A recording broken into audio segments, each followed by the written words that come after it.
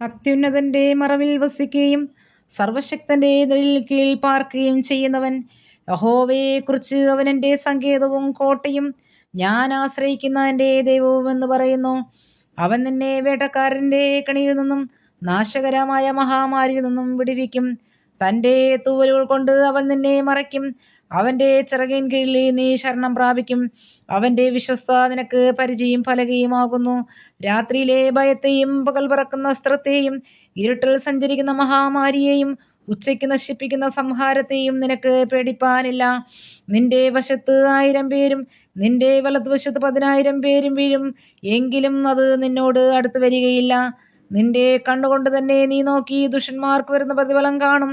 യഹോവേ, നീ എൻ്റെ സങ്കേതമാകുന്നു. നീ അത്യുന്നതനെ നിന്റെ വാസസ്ഥലമാക്കിയിരിക്കുന്നു. ഒരനർത്ഥവും നിനക്ക് ഭവിക്കുകയില്ല, ഒരു ബാധയും നിന്റെ കൂടാരത്തിന് അടുക്കയില്ല. നിന്റെ എല്ലാ വഴികളിലും നിന്നെ കാക്കേണ്ടതിന് അവൻ നിന്നെക്കുറിച്ച് തൻ്റെ ദൂതന്മാരോട് കൽപ്പിക്കും. നിന്റെ കാൽ കല്ലിൽ തട്ടിപ്പോകാതിരിക്കേണ്ടതിന് അവർ നിന്നെ കൈകളിൽ വഹിച്ചുകൊള്ളും. സിംഹത്തിന്മേലും അണലിമേലും നീ ചവിട്ടും, ബാലസിംഹത്തെയും പെരുമ്പാമ്പിനെയും നീ മെതിച്ചു കളയും.